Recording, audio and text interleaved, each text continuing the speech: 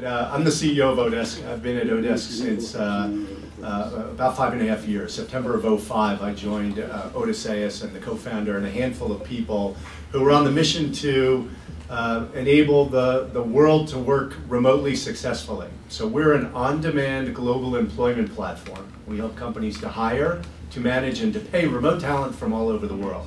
So the problem we're solving is that we think that in this economy, unemployment's at an all-time high, yet companies are trying to do more with less. And as everybody knows, there's a hiring shortage of great technical talent here in the Valley. Well, we help fix that problem by bringing the global workforce to the local market. We enable you to hire that talent, work with that talent remotely, and then pay that talent legally globally. So think of us as the whole employment platform to fix the problem that the talent doesn't typically live where the jobs are located. A little bit about me, and I'll let Odysseas introduce himself. Prior to oDesk, I had a character building experience at a little startup called IntelliBank, and we were trying to be not only dessert topping but also floor wax. And one of the lessons I just gave you is focus is really important, and we didn't focus, and as a result, we didn't have a successful exit. But I think experience is what you get when you don't get all the other things you want, and that experience enabled me to have some good lessons learned to bring to oDesk, which we hope to share not only the successes of oDesk, but some of the lessons learned from my previous company. Prior to that, I was at IBM via the acquisition of Rational Software, via the acquisition of Pure Software, which was a developer diagnostic product in the software development tool space. And Odysseas is the founder of oDesk. I'll let him talk about his background. I started oDesk about 8 years ago. I used to be young then, with my co-founder. Actually, Gary joined just a couple of years after that, so he's also an old-timer in the company. He's practically a co-founder. Before oDesk, I was for 6 years in startups. I did 2 more startups. The first one just died. The second one barely survived the exit of the founder and turned around and is doing well. Before the startups, which is then about 14 years of startup experience here in the Valley, I was in research for 1.5 years in IBM Almaden. And before that, I did my PhD in Wisconsin, and before that, Greece. And for Greeks, the few technical Greeks here in the Valley, PhD is the typical way. So most of the technical people that you see are actually often PhD or PhD dropouts that are coming and end up in the Valley. So that was the typical case for me as well. Does anybody need translation for what you said?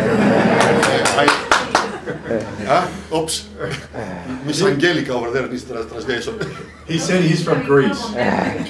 Odysseas said he's from Greece. So I'm sure that many of you have been to these events before, and you know we're here to talk about sort of the lessons learned or the best practices and really scaling your business and getting to millions of users and millions of dollars of revenue per month. And if you came for the magic bullets and the answers, that you might want to save your time and leave now. It's you know, there's a lot of hard work involved, and I'm sure you've all heard the answers about getting close to your customers and validating the market and product market fit, and things take twice as long than you plan, so make sure you have enough runway and budget, and don't let great get in the way of good. And I'm very happy to talk about all of those things. We think these are the things that you typically hear when you come to these sessions about starting a company. We're going to leave plenty of time for QA that anybody wants to dive in, what I would call the magic 10 bullets. Happy to email them to anybody that wants to see that standard deck. But what we thought was we might just go off the reservation a little bit and talk about some of the other things that we think have made us successful, things that I don't think you typically hear at this. And so we're going to go ahead and focus on those. And the first one we want to talk about is the fact that Odysseas had the vision years ago, before it was cool, before the mega trends that are in existence today, the economy, the internet, and globalization were happening, to pick a space that he was, one, really passionate about. He was passionate about remote work.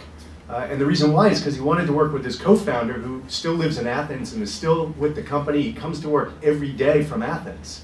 And so he long commute, yes. Yeah, long commute. Not so long via the internet, which was one of the trends that emerged and enabled this to happen. But the thing that I think Odysseas should talk about is, how did he have this vision, and how did he have the courage of his conviction to go after something that wasn't cool? It wasn't did he say, did you ask yourself, hey, I want to be the best in the world at staffing? Or hey, did you say, this is what, like, why not, like in today's terms, social, local, mobile? Everybody thinks if it's not slow, mo, low, then forget it. It's not, I shouldn't be doing it. And so what I'd like to hear you talk about is, it wasn't cool, it wasn't trendy, it wasn't hip, but today it's a massive market opportunity. How did you know? What did you do? So it is a combination of things. In some sense, probably this you will feel related. If you are a technical entrepreneur, you have to be a bit antisocial. You have to be avoiding events like this. You have to be not reading too much TechCrunch. You have to somehow keep the external influences to a minimum. And that's the opposite of what you would expect that this value is all about. It's about the buzz. And I was like that. I am not a person that actually goes into conferences a little bit, the ethnic conferences maybe. And that actually keeps me to actually be focusing on the things that are the natural gravitation of every entrepreneur, which is my personal pains. Every person, the entrepreneur typically has pains, things that really bother them. And those actually are internal. They don't come from the outside. And for me, it was really the fact that I want to be able to have a normal working relationship with my friend and for years, Stratis, and I couldn't. And there was a second part after that, which was the fact that I had to leave my nice, exotic country to go where the work is, to go where the cool companies are. And that was, for me, it was sacrifice. And the typical kind of violin of every first generation immigrant here who leaves behind families, etc. We have lived that. And why? We shouldn't have to. So these pains were the primary target that I followed, and it ended up being a non-cool market. It ended up being the cemetery of $70 to $90 million of VC money that have put money into Elance and Guru and almost were fully written off. Now, in that sense, I didn't go for the non-cool. I kept a bit of my ears closed, and I followed the personal pains, and that's how I ended up. But we've seen a lot of people follow those personal pains right off the cliff, right? Like my last company, seriously, I mean, there's a lot of, you have this belief that everybody should want this or need this because you have it, and it goes to sort of the validating the market. And it wasn't easy to get started in a marketplace business. In our marketplace, we have employers that are looking to get work done, like Mikhail, who is a customer of oDesk or was a customer of oDesk, and we have people who are looking for work, the contractors that need work or that live all over the world. We have 1.3 million of those contractors in our network today. We have 250,000 people like Mikhail who are customers. But it didn't start that way. It's like very chicken and egg. You got to get chickens or you have to get eggs. And as you're doing that, and as it takes so long and it's so grueling, there is a magic bullet for that. We will be keeping this adversarial dialogue for your entertainment. So there is no magic bullet for that. I think the only thing that I have is, if you believe, if you start, you cannot tell if this is really the right non-cool trend. You can only tell that this is a very cool trend. That is easy to test. You know that, oh, I am definitely in a hot business if you have started and there are a dozen companies just like you doing the same thing. So you know that this is not definitely one of those cases where the space that nobody else knows. Now, someone said this interesting thing that the whole space of opportunity, of money opportunity, if you were to put on top of it all the brains that are looking for these opportunities, it's not at all uniformly spread. You have high density areas, and you have whole deserts where really there is just one tiny entrepreneur looking for a whole space where there is lots of dollars. And you see that when you look at the exit of the companies, when you look at IPOs, and you see this company that making $1 billion valuation in a space that you didn't even know that exists. And then, so when somehow it seems that brains are not really being attracted to money, they're being attracted to cool, exciting things. So oDesk, payroll, staffing isn't exciting. So for how many years we stayed there without any true new competition? We kept on telling everybody this is great, not a single other company came in the space of payroll and staffing. Until really a couple of years ago, some smart fellow said crowdsourcing. Suddenly, people's imaginations are kind of growing and coming up with ideas. This is cool. And then suddenly, dozens of brains went all together into a little corner of the e-workspace, the crowdsourcing corner.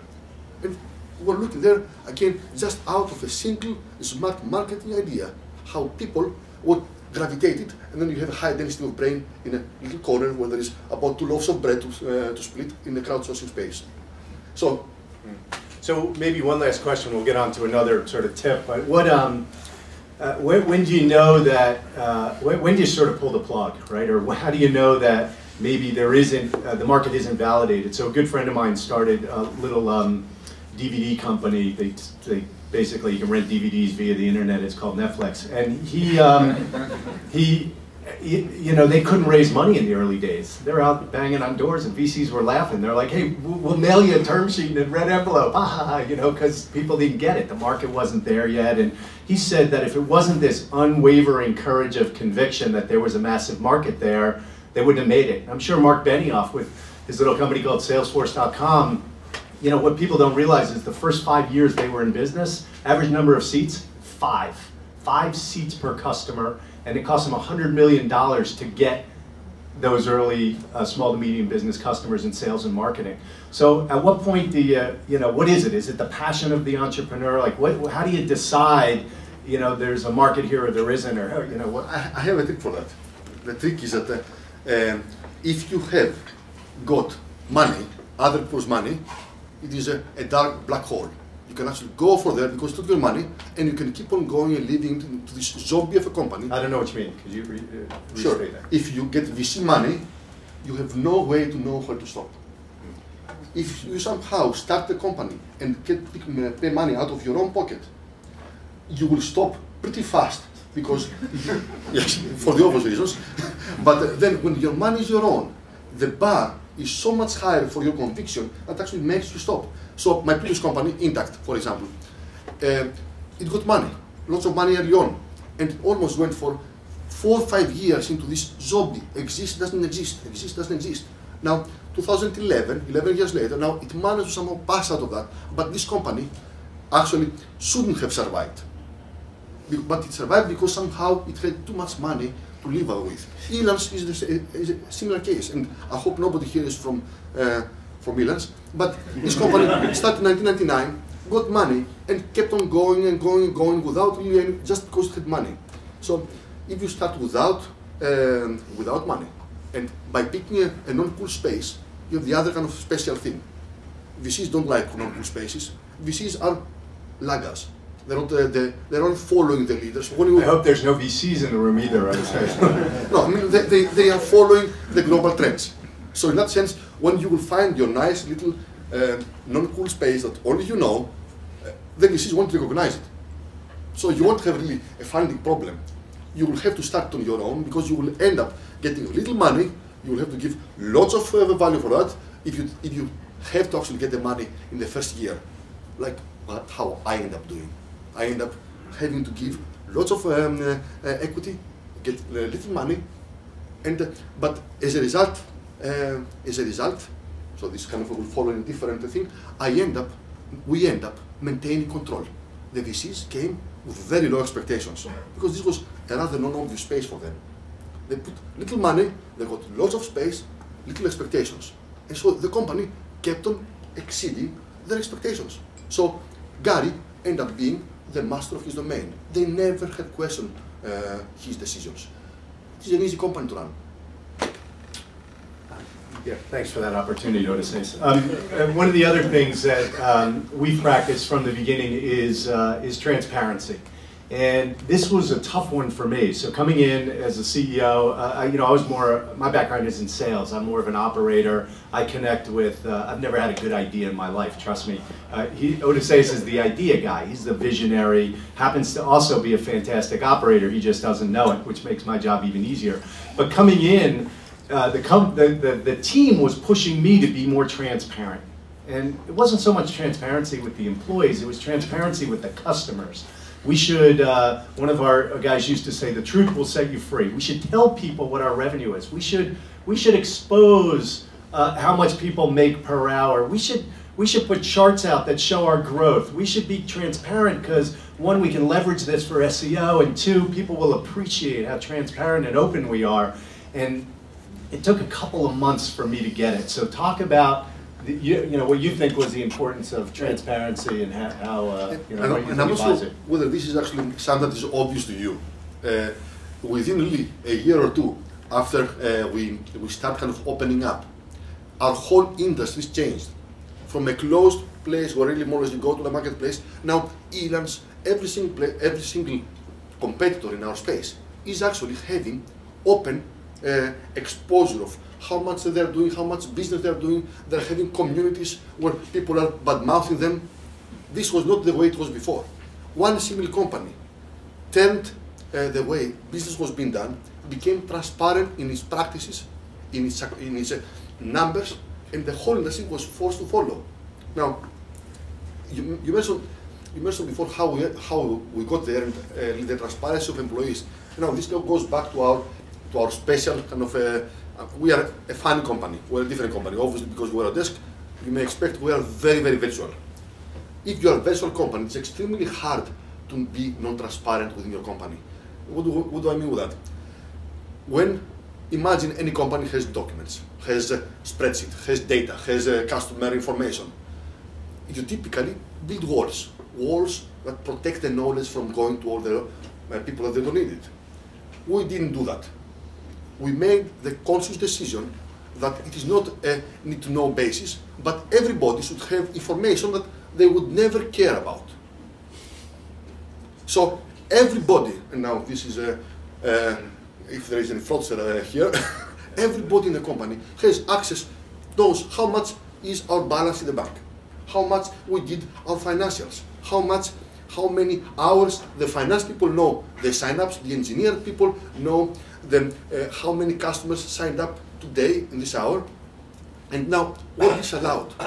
This allowed people to understand their business in a cross way without really having to go through the informal, oh, I know this guy and that's how I find out.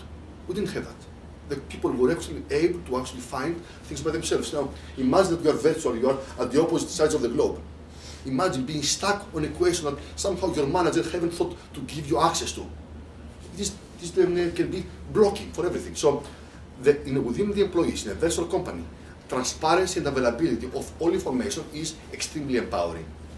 It also creates the mentality that information and everything has to be free. The company isn't relying on obfuscation and hiding for its success. Wonderful, thank you. I'm Saudi though, right? Thank you. For its successes. Why do you think it's important? Why is it important? Okay, it's not transparent, so what? So, enables innovation from within. It risks leaks, but it forces the company that its successes, it relies in execution and not hiding of some secret IP. It is the point that I made. It is necessary if people are virtually working remotely, relying on written passive information. So now, I think there's a couple other things. One is it forces accountability. So everybody in the company knows if how the bank balance is doing, and so if it dips, they say, "Geez, are we not doing well?" It really forces accountability across the board. So much so that we create a dashboard for our investors, and they can go in and see not only they can see everything about the business, the leading indicators, the numbers today. And the interesting thing about it is they never ask you, because they have access to it, and after a while they stop looking, right? And so the great part about it is that, like, when we have a board meeting, we don't have to spend time creating charts and graphs and everything. It's there. It's like you want the numbers, they're right there. Let's spend the board meeting focused on tough strategic questions. So this transparency and this visibility, I think it creates an unbelievable amount of trust, and it really, I think it spurs innovation. People can look at it and say, hey, I noticed this metric was doing this. Could we try this and influence it in a different direction? So I think there's something really valuable about that, and the fact that we live it, this is the way we live, this is our business, right? It's the transparency of what was this contractor's reputation and his feedback and his test scores and previous work history. And you work at eBay, you understand the importance of that for making a good decision. And so we practice what we preach internally as well. Great. The case about the investors, this is, I mean, for those of you that have been in companies with VCs, it is a very careful balance. I mean, to what extent are you going to really expose the business and all the dirt and all the dirty laundry, sorry, to your investors? So it was an actual non-obvious decision to make that information allow our VCs to have continuous access to that information. And I think most of them have stopped looking. A couple are there actually many times a day, checking out how the hours did today, how the sign up did today. Now, because we put a little tickler in there where we can see how often they're looking. Along the lines of transparency. Now they come into the board meeting, and you see they have a smile up there, having been following all along a great month, and you have converted this recurring monthly tourist that comes there kind of with some attitude into a team member, into a guy that actually is sharing all the excitement with you all along, and is kind of worried. What happened? I said, oh, it was this funny Russian holiday that completely took out the hours. Don't worry. And you have to explain those things. It may kind of sound like bringing the VCs down to the micromanagement, but in my view, it changes them into true team members from just plain investors. So, you know, one of the things we talk about validating the market and product market fit and the risk of an innovator believing because they need something that the rest of the world is going to need it. We talked about how far do you go before you double down or cut your losses and pivot to the next thing. And you know, one of the things that we see in our network, a lot of buyers of services, people who need work done, will come to oDesk and say, I'd love to get this project done, but I'm really concerned about my IP. What kind of IP protection do you have, and what should I do about my IP? I don't want anybody stealing my idea. I don't want anybody you know, taking what my thing and outdoing me on it, etc. And you know, one of the things that's made us successful is actually being really transparent about that as well, about sharing our roadmap with our users, telling them what we're thinking about doing, going to the community and saying, hey, we're thinking about this, what do you think? Or actually trying something and letting the community validate it for us. And it's been really successful because a lot of times the community may think they know, but they don't know. They ask for something, we do it, and then it's crickets, nobody uses it. So what do you think about that, Odysseas? Because I know we as a company have wrestled with how much do you share, and are you going to tip off competitors, and what do you think about protecting IP?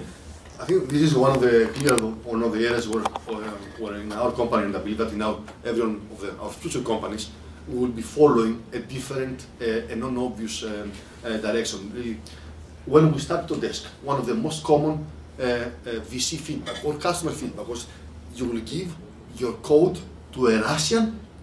I mean, imagine. Odysseas, this is a predominantly Russian crowd. I mean, imagine these fellows in Sun Hill, where for Russian is a hacker by definition. So you will give all your code to a hacker, and we had to explain. I had to explain. They didn't believe me, but we ended up following that practice. That actually, if you were to give all your code to a random, not even a screened person in Russia that lives in the midst of Chelyabinsk, Siberia, the chances that will end up anything happen to them is much smaller than you giving to a well-established, polished Silicon Valley engineer that within 2 years will leave your company and go to the competitor. And so now, from my perspective, I actually don't care if it goes to the competitor. And that's kind of I'm going probably a bit way out there, but that's what I think. In my view, the code, any company that really thinks, at least in the space that we are with software, not the real hard software problems, but most of the companies that are doing don't have real hard, amazing algorithms as IP. So the overprotection of the IP and code is, in my view, completely miswarranted. And somehow that ends up seeing the company that really our code base, everybody can download the complete code base. And we encourage people to have to take piece of it and open source it. Now, it doesn't happen very often because it takes work. But now, and that's about the code. The other aspect of the IP, which is your business roadmap, your ideas. Now, we go out in the community and we know, because we are seeing our competitors are all there, and we're discussing openly our roadmap and what to do. And now, what does this, this Mr. Davis advocate say, why is this good? Why would you ever discuss openly your roadmap? For one thing, it actually makes us be very strong about our execution. Exactly because we don't rely in just hiding secretively our path, but we are iterating with our customers, we are hearing what everybody has to say, and we are relying exclusively on us being the first. And now what has happened? We have seen the following thing, that the competition, exactly because we are so open, they are in a continuous mode of actually following us. Now, and we are telling to ourselves... Yeah, but isn't that bad? Actually, if your execution is second grade, it is bad. If your execution is decent, you just changed someone from looking for self-innovation, from looking for leapfrogging, into someone that just does what you do. So we don't need to look at those guys. The guys that I really care is the young new startup that has something that I never have crossed my mind. This is the really dangerous, disrupting thing that can take oDesk off his feet. Not the company that is just looking at your community to see what you will think to do it too. What's the name too? So I think that this is a really good point. I think I probably look at competition too much. And the thing about a competitor is that if they're following you, the point that Odysseas is making, that's actually a good thing. And the reason why it's a good thing is, one, because it validates that you're probably doing the right stuff. And if you look at the numbers, are you growing faster? And what is it?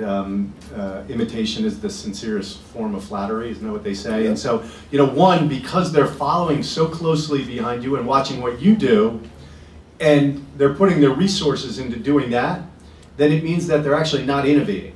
And so it's a clear statement that you're the market leader, you're the innovator, others are following, and if you're so worried about what the competition is doing or what your competition is doing and you're copying, well, then you're not innovating, right? And so if the competitors that are innovating are the ones that you need to worry about. They're the ones that may come up with something new, something different. The other thing about the IP that I think dovetails into competition, it's one of that it's not really about the IP, it's about the execution. And I think everybody can probably think of dozens of examples like MySpace and Facebook, or where the idea was somebody else's. It's like these Winklevoss brothers that keep suing Zuckerberg. It's not the idea, it's the execution. It's what he did with it. It's not that they had the idea. It's what did you actually do with that idea, right? And as Odysseas said, it's not the code, it's not the feature, it's the entire package. It goes well beyond just the IP. So I think the guidance or the sort of the tip here is to think about, is there a way that along the lines of transparency and along the lines of innovation and along the lines of overprotecting your IP, is there a way that you could open that up and actually get more out of it, enabling you to innovate and move faster? Correct, and I don't want to give the mistaken impression that at least probably in the beginning, for the first year, I was personally kind of putting, how do you call those things that they put in the horse? Blinders. Yes, those. Without really looking at anything, just thinking about myself, right? Now, okay, we're a big company, there's lots of competition. I am actively, and everybody that is in year 2, 3, 4, they have to be looking at the competition, and you are looking at it in two completely different eyes. And I kind of groups the companies into these two categories.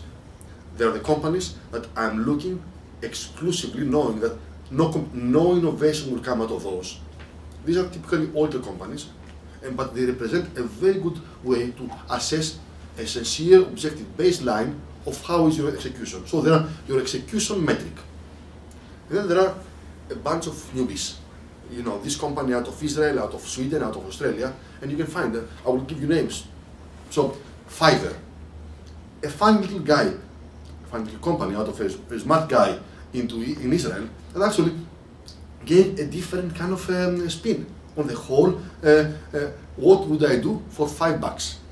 Now, if you want to look at it, there is lots of interesting new innovations in this company. So in that new kind of in that other group, that's where, in a sense, you see something, and often what happens is that actually you see ideas that actually the person himself hasn't actually seen. So you have this kind of ping pong of ideas, and that is a very, very valuable thing. We do have data that they don't. Well, so that actually is unique. Nobody has ever done that. So anyway, that's about our competition. So I think I'd like to cover one more point and then open it up for questions. And this last point is that we do we have time, Stas, for one more point? The last point is that we eat our own steak. So we built our company by leveraging our own network. So today we're 55 employees in Redwood City, beautiful downtown Redwood City.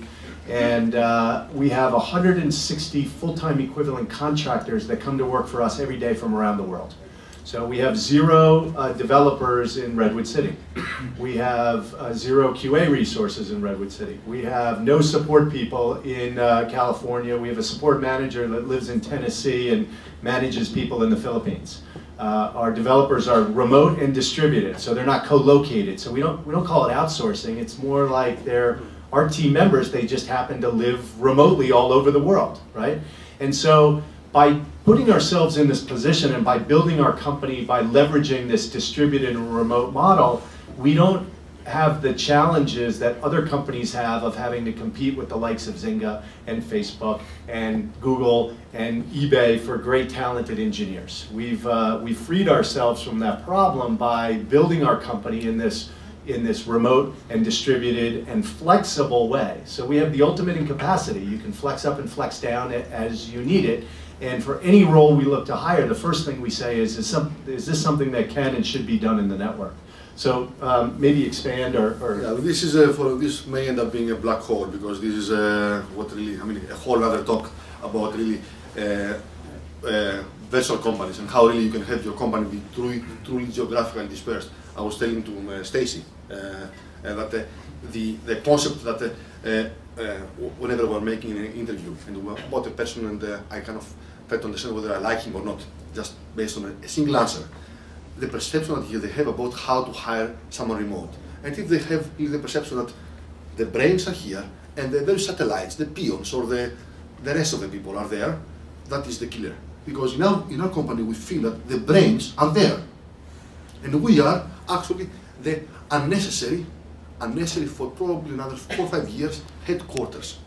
But in a true vessel company you wouldn't have that. And how to do that is feasible. And Gary was telling me yesterday in a presentation in a very smart person, and how she went on saying how hard it is to hire people, Silicon Valley people. Somehow there is this unnecessary obsession of Silicon Valleyers, but they have to hire Silicon Valley people. As if in Boston or in New York or in England you can find an even better person. Because, and if you look about why, it goes all the way down into preconceptions and prejudice that somehow you have to spit on the other person's face in order to somehow iterate. The HD video Skyping isn't sufficient. And so this is, if there are questions, I will actually go back and deep dive here, and you will need to put me out, because I can talk about that all the time. Because we feel so strongly about that. So, our business was very much a kind of get the flywheel started business. We started in any marketplace business, and I have different entrepreneurs that come to me every day and say, hey, I'm starting a marketplace business. I had one that came to me today. It's called Zarly. And what they want to do is local services. So go get me a pizza and I'll pay you $5. Go do this and I'll pay you 10. Wait in line for me here. Move my car. This kind of thing. And I was meeting this guy and I was saying, oh, you're screwed, because you've got to pick a city or maybe a small geography. Maybe they should pick one vertical. It's going to be so hard to get that liquidity. You know what I mean by liquidity? Like, you need both sides of the marketplace. You need the chicken and the egg. And we sit in front of you today. I've been at oDesk 5.5 years, and when I started, we had in the high hundreds of contractors, and today we have 1.3 million. We had a handful of customers. We were signing up, a handful of customers a day, and now we sign up thousands of customers a day. And I look back and say, oh, you just have to get the flywheel started, and maybe even a little bit, confident about that. With so many valuable lessons learned about how hard it is to start a business and to get it to the point of scale. And we could come back and talk a whole nother session on scaling a business. So once you get to critical mass, the market is validated. Now what do you do? And happy to answer questions about that. But what we wanted to do was give you an appreciation of just some of the things that we hope you haven't heard at other sessions like this. So we talked about not overprotecting your IP. We talked about the importance of transparency and visibility. We talked about not locking yourself into needing everybody co-located in one place, as you build and scale your businesses, because you will run into hiring challenges like Google is running into hiring challenges, because now they're having to compete with Zing and Facebook and pay people, six-figure bonuses to come work there, right? Which is why they're a significant customer of oDesk today, right? And so as we look at these things, we were hoping to give you some off-the-reservation tips and tricks that you don't normally hear. And with that,